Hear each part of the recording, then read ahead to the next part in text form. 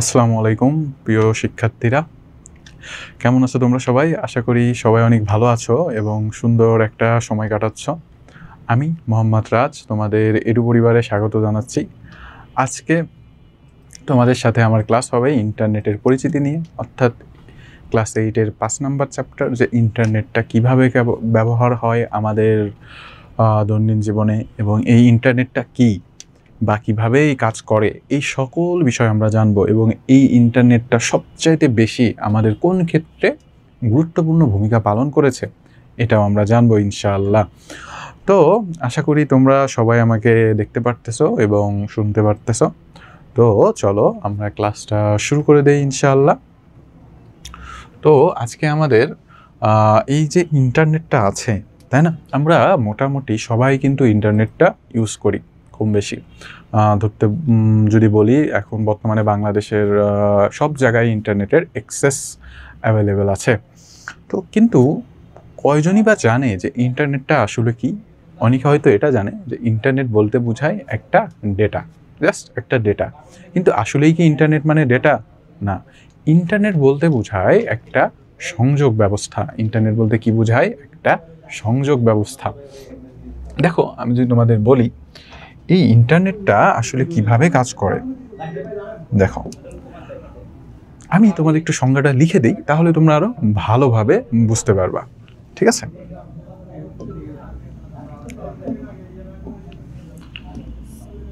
Internet, আচ্ছা, এই যে ইন্টারনেটটা আছে, দেখো তোমরা যদি একটু খেয়াল করো সবাই, তাহলে আমি একটু বোর্ডে যাই।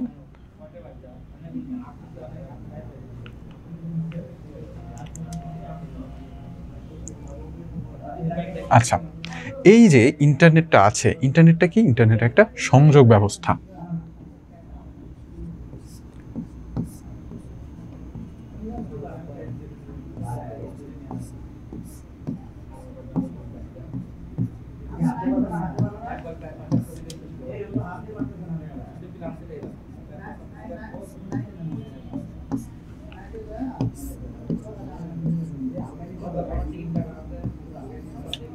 ইন্টারনেট একটা সংযোগ ব্যবস্থা, অর্থাৎ আমি যদি তোমাদের বলি এই ইন্টারনেটের মাধ্যমে সকল ধরনের electronic device, phone, mobile, laptop, এরা একে অপরের সাথে কি করে থাকে? সংযোগ স্থাপন করে থাকে। তোমরা চিন্তা করো, এই যে আমাদের ফোন আছে, ল্যাপটপ আছে, এগুলা কি আমরা নেটওয়ার্কের সাথে সংযোগ করি না? এবং এই যে এই ব্যবস্থাটা, এই নেটওয়ার্কের যে একে অপরের সাথে সংযুক্ত হওয়ার যে পদ্ধতিটা, এটাই হলো ইন্টারনেট। এটাই কি? ইন্টারনেট। এবং এই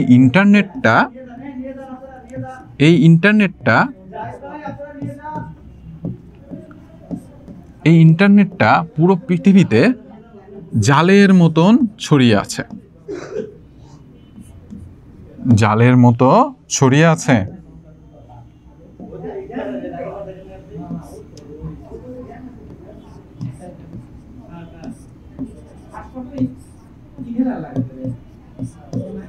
ছড়িয়ে আছে। তো আশা করি তোমরা সবাই বুঝতে পেরেছো যে ইন্টারনেটটা কি? ইন্টারনেট একটা সংযোগ ব্যবস্থা, যার মাধ্যমে আমরা একে অপরের সাথে যোগাযোগ করে থাকি। এবং এই যে যোগাযোগটা সাধারণত দুইভাবে হয়ে থাকে। একটা হলো তারবিহীন মাধ্যম, আর একটা হলো তার মাধ্যম, তাই না? তারবিহীন মাধ্যম কি কি? এই যে ইন্টারনেট আছে, ব্লুটুথ আছে, এগুলোকে আমরা বলি তারবিহীন মাধ্যম। আর তোমাদের যে তার যুক্ত মাধ্যম, মানে তার মুক্ত মাধ্যম, তার মুক্ত মাধ্যম যে আছে, সেটা আমরা মাত্রই বললাম। আমাদের আছে হলো তোমার ইন্টারনেট, ব্লুটুথ, আর তার যুক্ত মাধ্যম হলো ওয়াইফাই। এগুলা হলো তার যুক্ত মাধ্যম। এর মাধ্যমে কি করে থাকি? আমরা যোগাযোগ করে থাকি।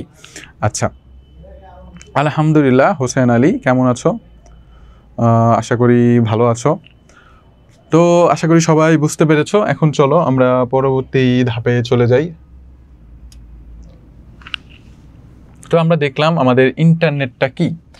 এখন দেখো, এই যে ইন্টারনেটটা আছে, এই ইন্টারনেটটা এখন সবচাইতে বেশি ব্যবহৃত হচ্ছে কোথায়? সেটা ব্যবহৃত হচ্ছে আমাদের শিক্ষাক্ষেত্রে। কোন ক্ষেত্রে? শিক্ষাক্ষেত্রে। একটা জিনিস জাস্ট চিন্তা করো, একটা সময় ছিল মানুষের যদি কোনো বই হারিয়ে যেত, সে কিন্তু সেই বইটা মানে পেতে তার টাকা দিয়ে কিনতে হইতো। কিন্তু বর্তমানে আমরা ইন্টারনেটের সাহায্যে খুব সহজেই এই বইটা কী করতে পারি, ডাউনলোড করতে পারি পিডিএফ ফরম্যাটে। বিভিন্ন ধরনের ওয়েবসাইটে এই বইগুলো কি থাকে, ফ্রি দেওয়া থাকে, যেন আমরা সবাই এই জিনিসটা কি ডাউনলোড করতে পারি। আচ্ছা, তোমাদের কি কারো এই ইন্টারনেট সম্পর্কে সমস্যা আছে বলো? আহমেদ রাসেল, ওয়ালাইকুম আসসালাম ভাইয়া, কেমন আছো?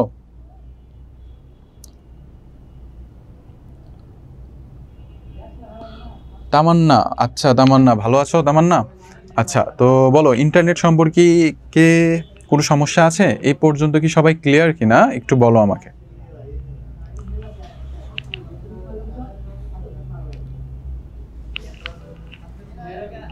আচ্ছা যাক, আলহামদুলিল্লাহ সবাই মোটামুটি বুঝতে পেরেছ। তো দেখো, আমরা ইন্টারনেট সম্পর্কে তো জানলাম, এখন আসো এই যে ইন্টারনেটটা আছে, এই ইন্টারনেটটা আমরা বুঝলাম যে একটা সংযোগ ব্যবস্থা যার মাধ্যমে পৃথিবীর সকল ইলেকট্রনিক ডিভাইসগুলো একে অপরের সাথে সংযুক্ত হতে পারে। এবং এই ইন্টারনেটটা সবচাইতে বেশি আমাদের কোন কাজে লেগেছে? আমাদের সবচাইতে বেশি কাজে লেগেছে আমাদের শিক্ষাক্ষেত্রে, তাই না? আমরা যে কোনো ধরনের বই পিডিএফ ফরম্যাটে সেটা ডাউনলোড দিয়ে আমরা ফ্রিলি সেটা পড়তে পারি। এখন চিন্তা করো, এই যে পিডিএফ ফরম্যাট, তাই না, আমরা অনেকেই বলি পিডিএফ ফরম্যাট। পিডিএফ ফরম্যাট বলতে কি বোঝায়, কোন সময় কি ভেবে দেখেছো? পিডিএফ এর অর্থটা কি? চলো সেটা একটু আমরা জেনে নেই। আচ্ছা, পিডিএফ পিডিএফ বলতে বোঝায় পোর্টেবল ডকুমেন্ট ফরম্যাট। ঠিক আছে, দেখো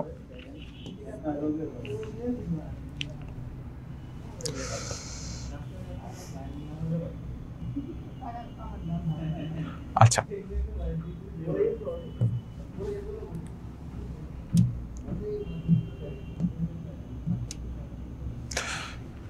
বোর্ডে একটু ঝামেলা করতেছে, একটু ওয়েট বাবারা।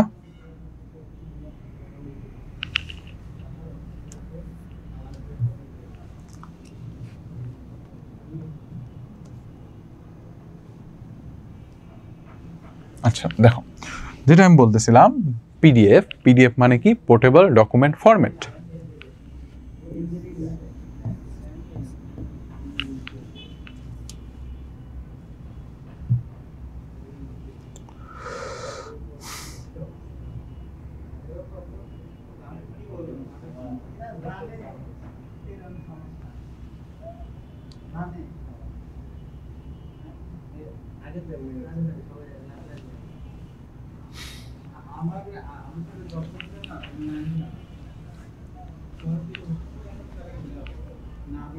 একটু অপেক্ষা করো বাবারা।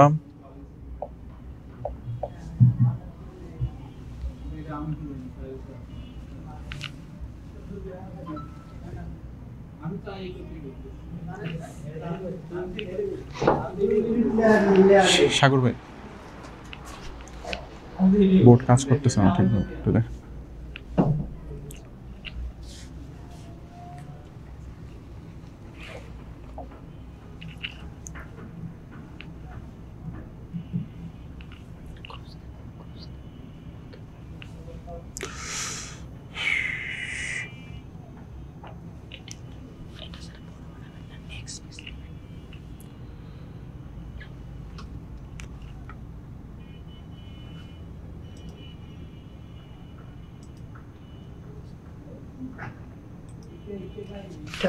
বড় বানাবেন না, এটা তো বড়ই ছিল। না না, এই যে এইভাবে বোটান না, এইভাবে না নিয়ে যদি পেজের প্রয়োজন হয় এখানে পেজ বাড়াবেন। আচ্ছা এখানে বাড়াবেন, ঠিক আছে। সামনে পেজে যাবেন, এটা 3 পেজ, এটা 1 পেজ 2 পেজ দেখার যদি প্রয়োজন হয়, আচ্ছা। হ্যাং করবে না। ও ঠিক আছে। আর ওই যে ইটা হ্যাং করতেছে বারবার, মানে আপনার এই স্লাইডটা, সিলাইটই তো নাই, স্লাইড ছিল নাই, বাট নাই, হ্যাং স্যার। হয়ে কেটে গেছে। দিচ্ছি এক পেজ থেকে যখন ওখানে যাচ্ছি সমস্যা করতেছে। ওই বোর্ডে লাইভ নিলে ভালো হয়, ওই বোর্ডে অত ডিস্টার্ব করে না। 8 নম্বরের ক্যামেরা ভালো না, এর জন্য আমরা ওখানে দেই না। ওটার বোর্ডটা ভালো আছে। হ্যাঁ হয়েছে। আচ্ছা, এটার ইয়েতে যাবো কেমনে? এখানে না স্যার, সব বোর্ডে একই নিয়ম। যদি উইল বড় বানান এখানে 1 টাচ দিবেন, এটা হবে না, এটা তো বুঝলাম, মানে ওই যে ইটা একসাথে নোটে? রেখে দেন। হ্যাঁ, নোটটা একসাথে রেখে দেন যেন সহজে যেতে পারে। পিডিএফ আকারে করলে সবচেয়ে বেটার হয় স্যার, বুঝছেন? পিডিএফ আকার আচ্ছা আচ্ছা। পিপিটি না PDF वगैरह तो सबसे बेटर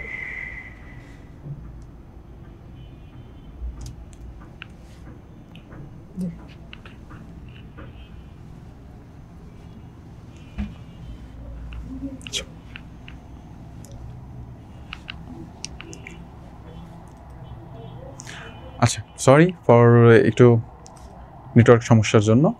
তো দেখো, যেটা আমি বুঝাচ্ছিলাম যে পিডিএফ বলতে কি বোঝায়, তোমরা অনেকেই জানো পিডিএফ মানে হলো পোর্টেবল ডকুমেন্ট ফরম্যাট, তাই না?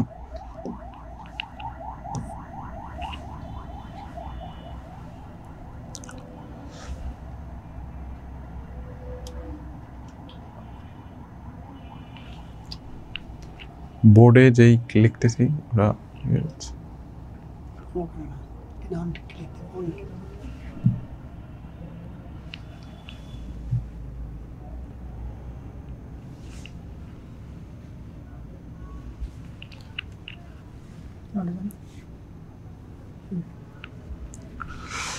আচ্ছা, সরি।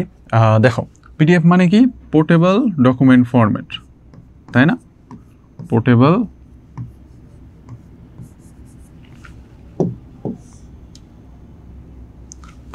Document format.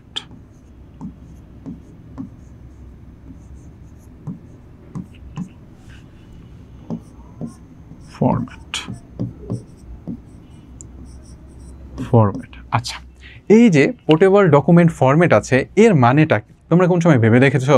পোর্টেবল বলতে বোঝায় সহজভাবে অ্যাক্সেস করা যায় এমন কিছু, বা সহজভাবে ব্যবহার করা যায় এমন কিছু। আর ডকুমেন্ট মানে কি?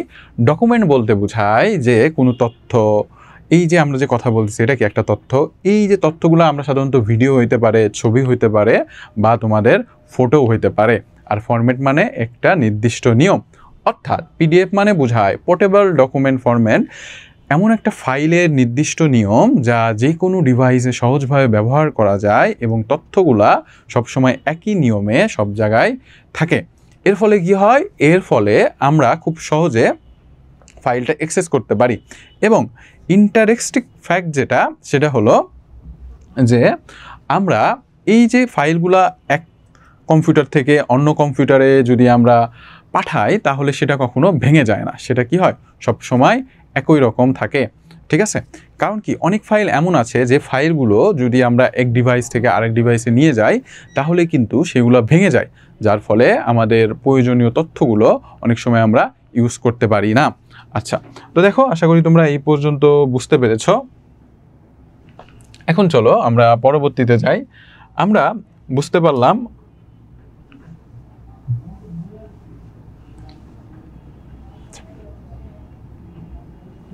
আচ্ছা, আমরা ইন্টারনেটের একটা ব্যবহার সম্পর্কে আমরা জানলাম যে এই যে ইন্টারনেটটা আছে, এই ইন্টারনেটের মাধ্যমে আমরা কি কি করতে পারি। তার মধ্যে একটা হলো আমাদের বই ডাউনলোড করে দেখতে পারি, এবং সেই ফরম্যাট সম্পর্কে আমরা জানলাম। তো এটা তো ছিল আমাদের ফরম্যাট সম্পর্ক। এখন এই যে বইগুলো থাকে, এই বইগুলো আমরা কোথায় দেখি? ওয়েবসাইটে দেখি, তাই না? আসলে ওয়েবসাইট জানার আগে তোমাদের একটা জিনিস জানিয়ে দিচ্ছি, সেটা হলো ওয়েব সার্ভার। ওয়েব সার্ভার বলতে কি বোঝায়? ওয়েব সার্ভার বলতে বোঝায় এই যে ওয়েব সার্ভারটা আছে, এটা একটা সফটওয়্যার। এটা কি? এটা একটা সফটওয়্যার বা হার্ডওয়্যারও বলতে পারো, যেখানে অসংখ্য তথ্য থাকে। এবং এই যে সফটওয়্যারটা থাকে বা হার্ডওয়্যারটা থাকে, এটার কাজ হলো তুমি যখন কোনো কিছু সার্চ দাও, এই যে ভান্ডারটা আছে, তথ্যের ভান্ডার যেটা ওয়েব সার্ভারে থাকে, সে এটাকে নিয়ে তোমার কাছে দেয় যেন তুমি সেই তথ্যটা দেখতে পারো। আচ্ছা,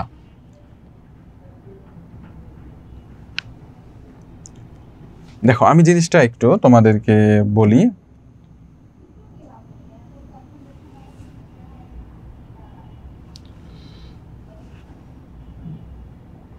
আচ্ছা, দেখো, ওয়েবসাইট জানার আগে আমরা একটু ওয়েব সার্ভারটা জেনে নিই। চলো,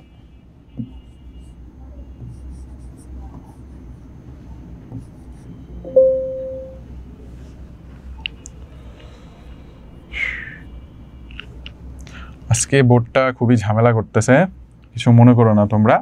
আচ্ছা, আমি বোর্ডেই লিখি, তাহলে হয়তো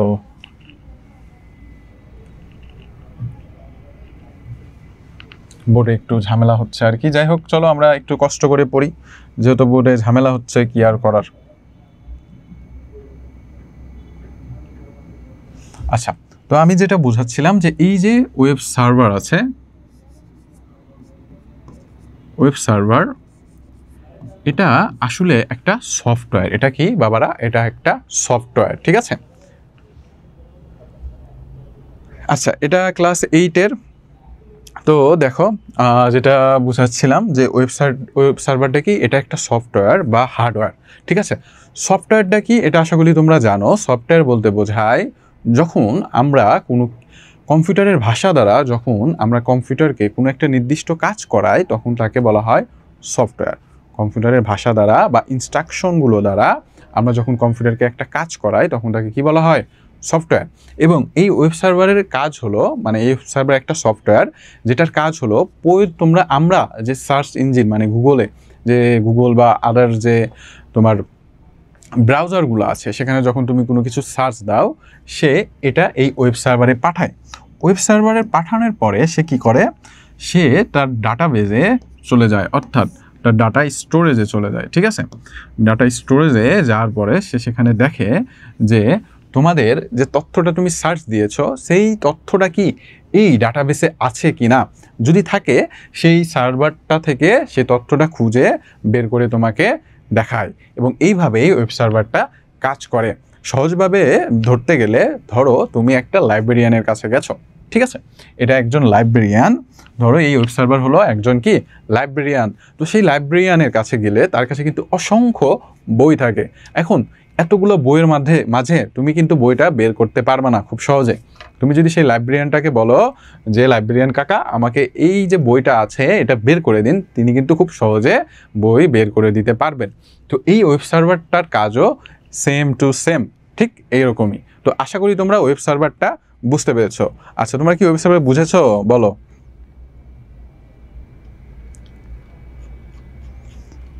আচ্ছা, ঠিক আছে, যাক আলহামদুলিল্লাহ, কারো কোনো সমস্যা নেই, যেহেতু সবাই ওকে আছো। আচ্ছা, তো আমরা ওয়েব সার্ভার সম্পর্কে জানলাম। এখন আসো ওয়েবসাইট।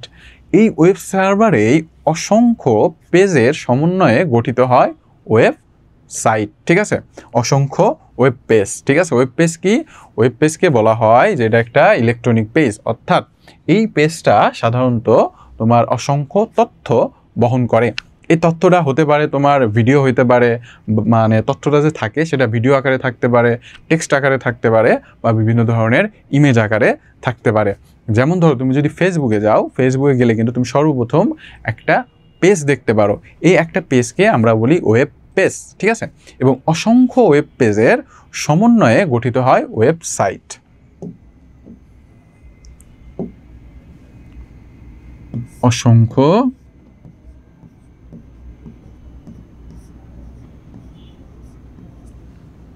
অসংখ্য ওয়েব পেজের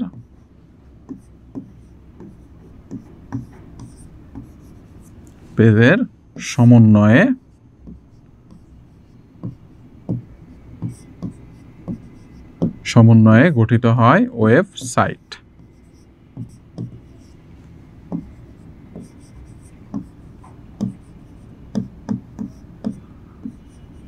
ঠিক আছে। এই ওয়েবসাইটগুলো সাধারণত কি দ্বারা গঠিত হয়? কেউ কি আমাকে বলতে পারবা? কমেন্ট বক্সে একটু জানাও তো দেখি, কেউ কি আছো যে বলতে পারবা যে ওয়েবসাইট কি দ্বারা গঠিত হয়? একটু জানাও। কেউ আছো? বলো। আচ্ছা, দেখো, এই যে ওয়েবসাইটটা আছে, এই ওয়েবসাইটটা সাধারণত গঠিত হয় তোমার HTML, জাভাস্ক্রিপ্ট এবং CSS দ্বারা, ঠিক আছে। আপাতত তোমাদের এত ডিপলি জানার দরকার নেই, জাস্ট জেনে রাখো HTML, জাভাস্ক্রিপ্ট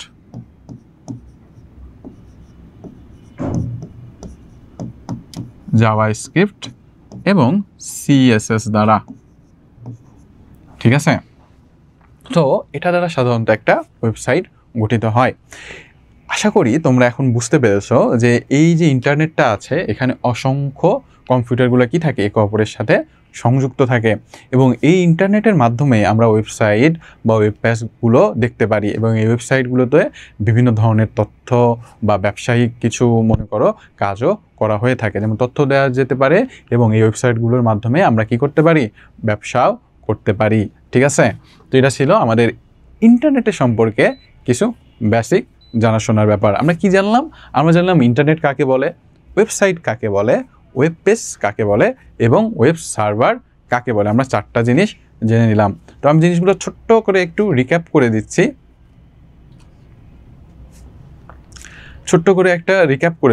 যে ওয়েবসাইট বলতে কি বোঝায়? যেখানে আমাদের অসংখ্য ওয়েব পেজ মিলে একটা ওয়েবসাইট গঠিত হয়। ঠিক আছে, এটা হলো আমাদের ওয়েবসাইট। আর আমাদের ইন্টারনেট কি? যার মাধ্যমে আমরা সংযোগ ব্যবস্থা করে থাকি। ঠিক আছে, আর ওয়েব সার্ভার কি? এই যে তথ্যগুলো থাকে, এই তথ্যগুলো যেখানে স্টোরেজ আকারে জমা থাকে এবং যার কাজ হলো আমরা কিছু সার্চ দিলে এই তথ্যগুলো আবার আমাদেরকে ফিরে দেয়, সেটা হলো আমাদের ওয়েব সার্ভার। তো আমরা আশা করি ওয়েবসাইট, ওয়েব সার্ভার এগুলো তোমরা বুঝতে পেরেছ।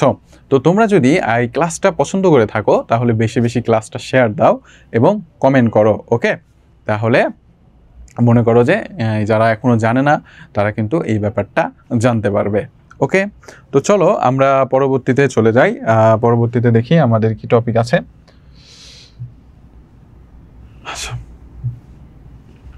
আচ্ছা, তো দেখো, এই যে আমাদের ইন্টারনেটটা আছে, এই ইন্টারনেটের মাধ্যমে আমরা যেমন আমাদের পড়ালেখা করতে পারি, তেমন কিন্তু আমরা বিভিন্ন ধরনের বিনোদনমূলক কাজও করতে পারি। যেমন ধরো গেমস খেলা, বা মনে করো যে ইবুক ডাউনলোড দেওয়া। আচ্ছা, ইবুক মানে কি জানো? ইবুক বলতে বোঝায় ইলেকট্রনিক বুক।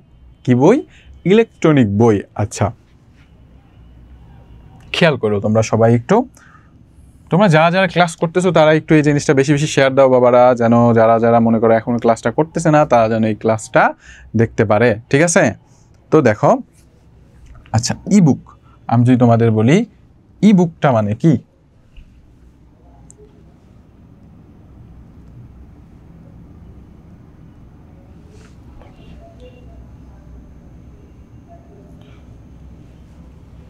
আচ্ছা দেখো, ইবুক,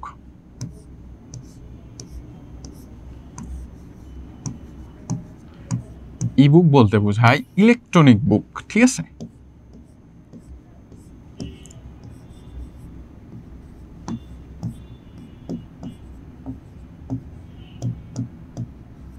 ইলেকট্রনিক বুক। এটাকে কেন ইলেকট্রনিক বই বলা হয়? কারণ এই বইগুলো আমরা সাধারণত ইলেকট্রনিক ডিভাইসে চালাই। ঠিক আছে, যেমন ধরো ফোন একটা ইলেকট্রনিক ডিভাইস, তোমাদের ল্যাপটপ একটা কি ইলেকট্রনিক ডিভাইস, এবং এই জন্য এই বইটাকে বলা হয় ইলেকট্রনিক বই। এই বইগুলো সাধারণত বেশিরভাগ জায়গায় ফ্রি থাকে, এছাড়া কিছু কিছু বই থাকে যেগুলো পেইড, অর্থাৎ টাকা দিয়ে কিনতে হয়, এমনও থাকে। ঠিক আছে, তো আমরা যাদের ইচ্ছা আছে যে বই কিনবো তারা আমাদের এডু পরিবারের একটা ওয়েবসাইট আছে, ঘরে বই আছে .com, এখানে তোমরা দেখতে পারো। এখানে অনেক কম মূল্যে তোমরা বইগুলো পেয়ে যাবা। আচ্ছা, তো দেখো আমরা ইবুক সম্পর্কে জানলাম, এছাড়াও আমরা ইন্টারনেটের সাহায্যে আরও কি করতে পারি? গেমস খেলতে পারি, তাই না? অনলাইনের বিভিন্ন ধরনের গেমস আছে যেগুলো আমরা খেলতে পারি, গেমস খেলতে পারি, তারপরে কি শুনতে পারি? মিউজিক শুনতে পারি, ইত্যাদি আমাদের কি এখন বিনোদনের অংশ হয়ে গেছে। ঠিক আছে, তো আমরা জানলাম ইন্টারনেটের মাধ্যমে আমরা কি কি করতে পারি, কিন্তু এখানে একটা কথা আছে যে বর্তমান সমাজে এই যে আমাদের তরুণ প্রজন্মগুলো আছে, এরা ইন্টারনেটের উপর বেশি আসক্ত হয়ে যাচ্ছে, যেটা একদমই উচিত না। কারণ কি, আমাদের বেশি বেশি উচিত যে আমরা বাইরে যাই, যেন রিয়েল লাইফ খেলাগুলো এনজয় করি। অবশ্যই ইন্টারনেট ইউজ করো, বাট সেটা যতটুকু দরকার ততটুকু, না তো বেশি না তো কম। ঠিক আছে, তো আমরা মোটামুটি এই পর্যন্ত শিখলাম। ইবুক সম্পর্কে জানলাম, গান ও সিনেমা ডাউনলোড করা যায়, এটাও কিন্তু তোমরা জানো। তারপরে অনলাইনে গেম খেলা যায়, এটা জানলাম, এবং ভিডিও কলের মাধ্যমে কথা বলতে পারি, ভিডিও কলিং। ঠিক আছে, যেটা আমরা ইন্টারনেটের মাধ্যমেই করে থাকি। দেখো একটা ইন্টারনেট আমাদের কতভাবে সাহায্য করে থাকে। আচ্ছা, তারপরে দেখো,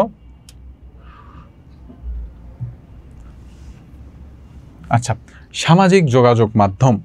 আচ্ছা, সামাজিক মাধ্যম কি? সোশ্যাল মিডিয়া, তাই না? এই যে সামাজিক মাধ্যম আছে, এগুলো কিন্তু বর্তমানে আমাদের যোগাযোগের একটা আমূল পরিবর্তন এনেছে। ঠিক কিনা বলো? একটা কি করেছে? আমূল পরিবর্তন এনেছে। কেন আমূল পরিবর্তন এনেছে? তোমরা জাস্ট একটা জিনিস চিন্তা করো, একটা সময় কিন্তু এই ফেসবুক ছিল না, মেসেঞ্জার ছিল না, হোয়াটসঅ্যাপ ছিল না। আমাদের অনেক আত্মীয় স্বজন তারা কি বিদেশে থাকতো, তাদের সাথে কথা বলার জন্য আমাদের সিমে কল দেওয়া লাগতো এবং এটা ছিল অনেক ব্যয়বহুল একটা মাধ্যম এবং মোস্ট ইন্টারেস্টিং ফ্যাক্ট, সবসময় কল দেওয়াও যেত না। কিন্তু বর্তমানে হোয়াটসঅ্যাপ, তারপরে ফেসবুক, এগুলোর মাধ্যম আসার জন্য আমরা খুব সহজে আমাদের যে এই যে যোগাযোগ মাধ্যমগুলো আছে এর মাধ্যমে আমরা আমাদের প্রিয়জনের সাথে যোগাযোগ করতে পারতেছি। তো এই যে সোশ্যাল মিডিয়াগুলো আছে এগুলো যেমন আমাদের মনে করো যে কাজের ক্ষেত্রে অনেক অবদান রেখেছে, মানে যোগাযোগের কাজের ক্ষেত্রে অনেক অবদান রেখেছে, সেই সাথে কিন্তু কিছু এর মনে করো যে অপব্যবহারও রয়েছে। অপব্যবহার কীগুলো এগুলো দেখো আমি একটু তোমাদের বলি, এই জিনিসগুলো তোমাদের পরীক্ষায় আসে, ঠিক আছে?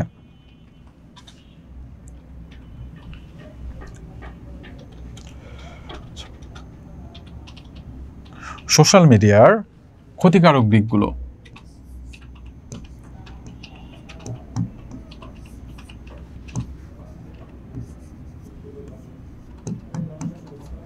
মিডিয়ার ক্ষতিকর দিক।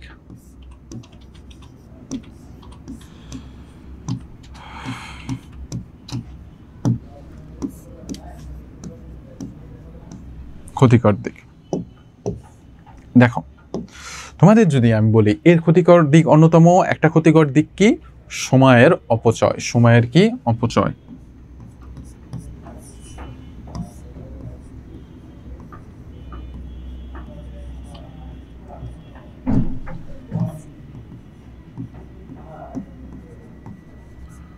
সময়ের অপচয়।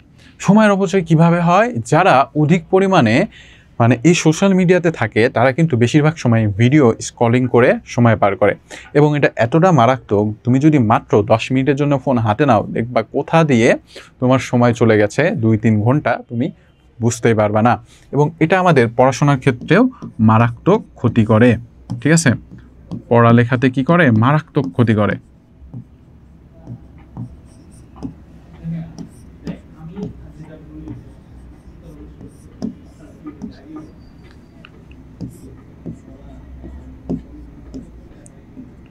পড়ালেখাতে ক্ষতি করে। এছাড়া কি করে থাকে? এছাড়া আমি যদি তোমাদের বলি, আমরা আমাদের কাছের মানুষের থেকে ধীরে ধীরে দূরে যেতে থাকি। কিভাবে? আমরা অপরিচিত লোকদের সাথে কিন্তু এই ফেসবুকের মাধ্যমে বেশি যোগাযোগ করি বর্তমানে, যার ফলে অনেক সময় অনেক বিপদও হইতে পারে। তাই ফেসবুক ইউজ করার সময় বা সোশ্যাল মিডিয়া যে মাধ্যমগুলো আছে সেগুলো তোমরা ভেবে চিন্তে ইউজ করবা, চেষ্টা করবা কাছের মানুষদের সাথে যোগাযোগটা বেশি করার, আননোন কারোর সাথে যোগাযোগ না করার। আচ্ছা, এই যে সোশ্যাল মিডিয়া, একে কেন সোশ্যাল মিডিয়া বলা হয় কেউ বলতে পারবা? বলো। আচ্ছা, কেউ কি বলতে পারবা যে এই ক্লাসগুলা কেন, মানে এই যে আমাদের তোমার কি আছে যে এই যে ইন্টারনেটটা আছে তাই না, এর মাধ্যমে আমাদের যে ক্ষতিকর দিকগুলো হয় তার মধ্যে অন্যতম কোন দিক কে বলতে পারবা? বলো। ওয়ালাইকুম আসসালাম। কেউ কি বলতে পারবা? আচ্ছা, কেউ বলতে পারলা না। আচ্ছা, তো এটার যে সোশ্যাল মিডিয়া অন্যতম যদি খারাপ দিকে আসে সেটা হলো সময়ের অপচয়। এবং এই সোশ্যাল মিডিয়াকে কেন সোশ্যাল মিডিয়ায় বলা হয়? সোশ্যাল মানে কি? সোশ্যাল মানে হলো সামাজিক, আর মানুষ কি? একজন সামাজিক জীব। এই জন্য সোশ্যাল বলতে বোঝায় সামাজিক, আর মিডিয়া মানে কি? যোগাযোগ, অর্থাৎ মানুষের মধ্যে যোগাযোগ হয়, সেজন্য এটাকে নাম দেওয়া হয়েছে সোশ্যাল মিডিয়া। আলহামদুলিল্লাহ, এমডি আশরাফুল ইসলাম ভালো আছি। বাবা, তুমি কেমন আছো? আচ্ছা, তো দেখো আমরা সোশ্যাল মিডিয়া সম্পর্কে জানলাম। এখন চলো আমরা পরবর্তীতে বিনোদন সম্পর্কে জানলাম, সোশ্যাল মিডিয়া সম্পর্কে জানলাম, ইতিবাচক প্রভাবগুলো সম্পর্কেও কিন্তু আমরা জেনেছি অলরেডি, তাই না? ইতিবাচক প্রভাব।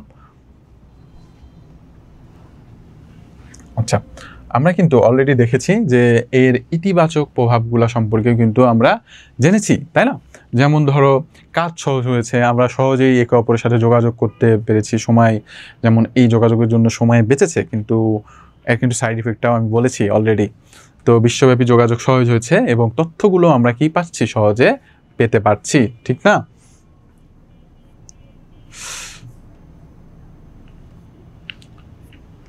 আচ্ছা, চ্যালেঞ্জ ও সতর্কতা। আচ্ছা, আমি এটা নিয়ে অলরেডি আলাপ আলোচনা করেছি, তাও তোমাদের একটা ছোট্ট করে বলে দেই। এর অন্যতম একটা চ্যালেঞ্জ হলো তরুণ প্রজন্ম বেশি সময় ব্যয় করছে, যেটা আমি তোমাদের আগেই বললাম, ঠিক না? দেখা যায় যে মনে করো অনেকে থাকে যে দিনে ঘন্টা প্রায়, মানুষদের একটা রিসার্চে দেখা গেছে যে আজকাল মানুষের অলমোস্ট 6 ঘন্টা, চিন্তা করো জাস্ট 6 ঘন্টা তারা ফোন ইউজ করে, রেগুলার 6 ঘন্টা কি করে, ফোন ইউজ করে। তো জাস্ট ইমাজিন, তুমি যদি এই 6 ঘন্টার ভিতর মানে রেগুলার 6 ঘন্টা না, জাস্ট 3 ঘন্টা করে তুমি যদি যে কোনো কাজ করতা, তুমি কিন্তু সেই কাজে কী হয়ে যেতা, প্রো হয়ে যেতা। তুমি প্রোগ্রামিং করলে ভালো প্রোগ্রামার হয়ে যেতা। তুমি যদি ভিডিও এডিটিং শিখতা রেগুলার 3 ঘন্টা করে, তুমি ভালো ভিডিও এডিটিং হয়ে যেতা, এডিটর হয়ে যেতা। শুধু তুমি না, আমার ক্ষেত্রেও প্রযোজ্য। আমরা যত টাইম এই ফোনে নষ্ট করি, সেই টাইমটা যদি আমরা অন্য কাজে দেই, তাহলে কিন্তু আমাদের মনে করো যে খুবই খুবই উপকার হবে এবং আমাদের স্কিল কী হবে, গ্রো করবে। ওকে, আচ্ছা, তো আমরা এই পর্যন্ত দেখলাম। তারপরে দেখো,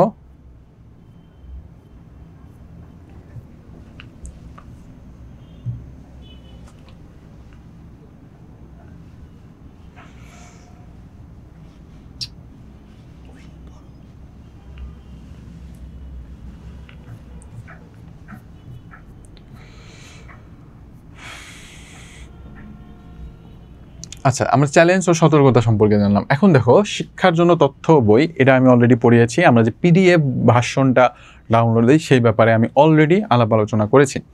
পরীক্ষার ফলাফল, আচ্ছা, এই ইন্টারনেটের সাহায্যে কিন্তু আমরা পরীক্ষার ফলাফলগুলোও আমরা কি করতে পারি, অনলাইনে দেখতে পারি, তাই না? এবং মোস্ট ইন্টারেস্টিং ফ্যাক্ট হলো, এখন একটা সময় ছিল যখন মনে করো যে মানুষজন গ্রাম থেকে শহরে আসতো শুধুমাত্র পরীক্ষার ফলাফল দেখার জন্য, কিন্তু দেখো এখন যে একদম গ্রামে থাকে সেও কিন্তু খুব সহজে কি করতে পারতেছে, তোমাদের এই যে ইন্টারনেটের সাহায্যে সে পরীক্ষার রেজাল্টগুলো দেখতে পারতেছে। তো আমরা কিন্তু বুঝতে পারলাম এই ইন্টারনেটটা আমাদের জীবনে কতটা উপকার করেছে, তাই না? এখন এই ইন্টারনেটের মাধ্যমে কিন্তু আমাদের বেশ কিছু ওয়েবসাইট আছে, যেগুলো মনে করো যে আমাদের পড়ালেখাকে আরও সহজ থেকে সহজতর করেছে। যদি আমি বলি যে তোমাদের কোন মাধ্যমগুলো আছে যেগুলো আমাদের বেশি সহজতর করেছে, তার মধ্যে অন্যতম একটা মাধ্যম হলো খান একাডেমি, ঠিক আছে? কি মাধ্যম? খান একাডেমি।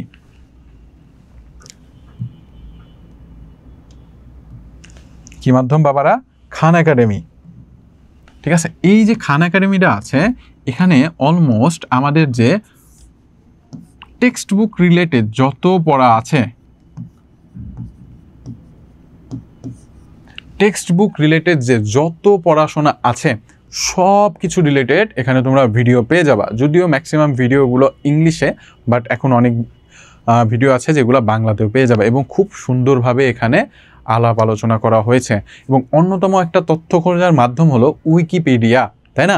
এই উইকিপিডিয়াতে অলমোস্ট 70 থেকে 80 লক্ষেরও বেশি তথ্য দেওয়া আছে। চিন্তা করো, কি দেওয়া আছে? 70 থেকে 80 লক্ষেরও বেশি তথ্য দেওয়া আছে।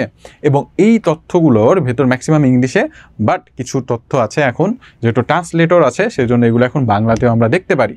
তো এই যে উইকিপিডিয়াতে আছে, এটাকে কিন্তু জ্ঞানের কোষও বলা হয়। মনে রাখবা, এই উইকিপিডিয়াকে কি বলা হয়?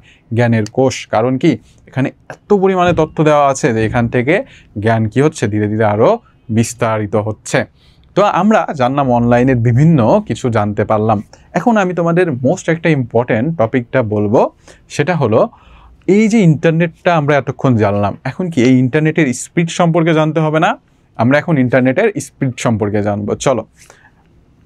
আচ্ছা, সেটা হলো ব্যান্ডউইথ। সেটা কি বাবারা? ব্যান্ডউইথ। ব্যান্ডউইথটা কি? জাস্ট চিন্তা করো, ব্যান্ডউইথ।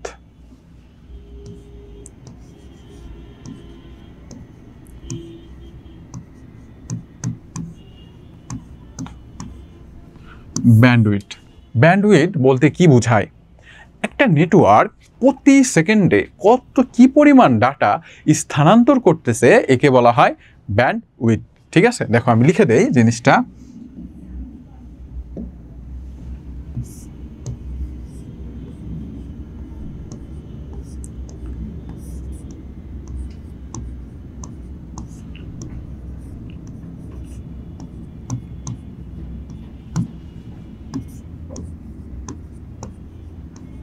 একটা নেটওয়ার্ক ব্যবস্থা প্রতি সেকেন্ডে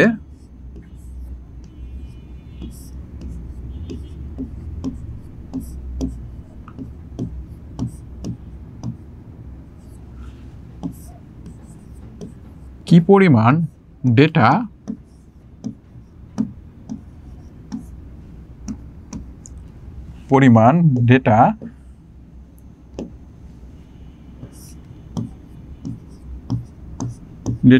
স্থানান্তর করতেছে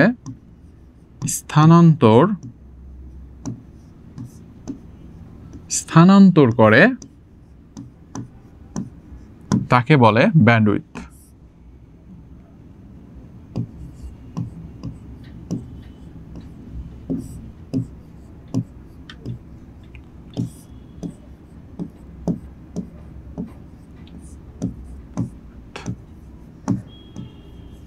ব্যান্ডউইথ, ওকে। আচ্ছা, তো আমরা জানলাম ব্যান্ডউইথটা কি। আমি যদি তোমাদের আরও এই জিনিসটা একটু বোঝাতে চাই, কারণ এই জিনিসটা অনেক বাচ্চারাই বুঝতে পারে না যে ব্যান্ডউইথটা কি। ব্যান্ডউইথ বলতে বোঝায়, ধরো আমি এফআরসির একটা নেটওয়ার্ক ইউজ করি, সে আমাকে 70 MBPS এর স্পিডে ডেটা দিচ্ছে। কত MBPS? 70 MBPS, তাই না? কত MBPS বললাম আমি? 70 MBPS। দেখো 70 MBPS 70 MBPS মানে কি? এ আমাকে প্রতি সেকেন্ডে 70 মেগাবিট করে দিচ্ছে। কত বিট করে? 70 মেগাবিট করে দিচ্ছে। অর্থাৎ এর ডেটা স্থানান্তর হার হলো প্রতি সেকেন্ডে 70 মেগাবিট, ঠিক আছে? আচ্ছা, তোমাদের একটা কথা বলি, এই যে বিটটা আছে, বিট বলতে কি বোঝায় জানো? বিট বলতে বোঝায় আমাদের যে ডেটাগুলো আছে সেগুলো, সাধারণত যে তথ্যগুলো আছে, বিট হলো 0 আর 1, ঠিক আছে? বিট, এটা হলো 0 আর 1, এটাকে বলা হয় বিট, ওকে। এবং মেগাবিট, 1 মেগাবিট সমান 10 লক্ষ বিট, 1 কিলো বিট সমান, সরি, যদি আমি বলি যে 1 মেগাবিট সমান কত, তাই না? তাহলে আমরা বুঝবো যে, আচ্ছা, আগে তোমাদের মেগাবিট বোঝানোর আগে তোমাদের বিটটা বোঝায়, মানে 1 বিট সমান বোঝানো হয় 1 কিলো বাইট ডাটা, ঠিক আছে? এবং 1 মেগাবিট বলতে বোঝানো হয় 10 লক্ষ কিলোবিট ডাটা। আচ্ছা, এই যে বিট আছে এগুলো তোমরা ইনশাল্লাহ ফিউচারে আরও জানতে পারবা। আপাতত জাস্ট এইটুকু জেনে রাখো যে 70 MBPS বলতে বোঝায় এটি প্রতি সেকেন্ডে 70 মেগাবিট ডেটা স্থানান্তর করে, ঠিক আছে? তো এই জিনিসটা একটু তোমরা ভালোভাবে মনে রাখবা। আচ্ছা, চলো আমরা পরবর্তীতে চলে যাই। তো আমরা মোটামুটি আমাদের ক্লাসের অলমোস্ট শেষের দিকে চলে এসেছি। আমাদের এই যে টপিকটা ছিল সেটা অলমোস্ট শেষের দিক। তো চলো আমরা এখন দেখি আর কি আছে আমাদের।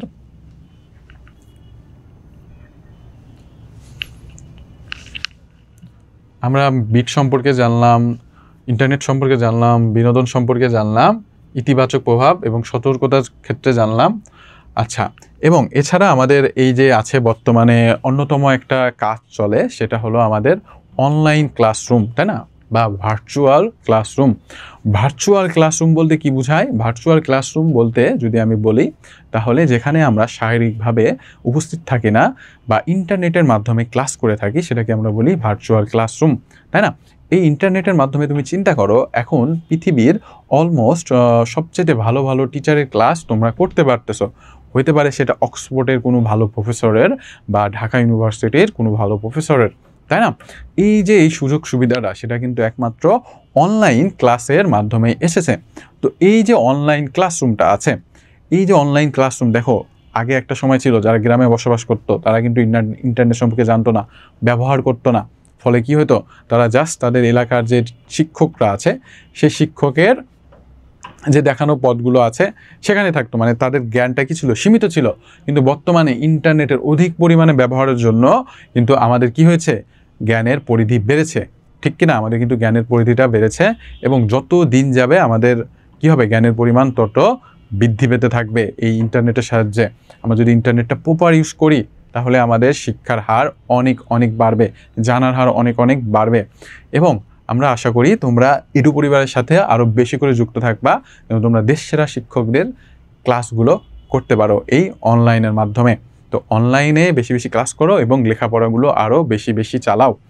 তো এইটা ছিল আমাদের আজকের টপিকের মূল টপিক আর কি। তো আমরা দেখলাম অনলাইনে শিক্ষা, দেখলাম বিজ্ঞানের শিক্ষার সহায়তা, দেখলাম অনলাইনের কোর্সগুলো জানতে পারলাম।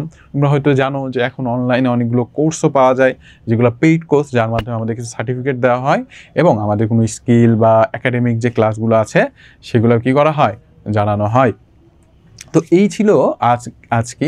আর আজ আমাদের পড়া, আমরা শিক্ষায় ইন্টারনেট সম্পর্কে জানলাম ইনশাআল্লাহ। তো তোমাদের কি কারো কোনো কোশ্চেন থাকলে আমাকে বলতে পারো।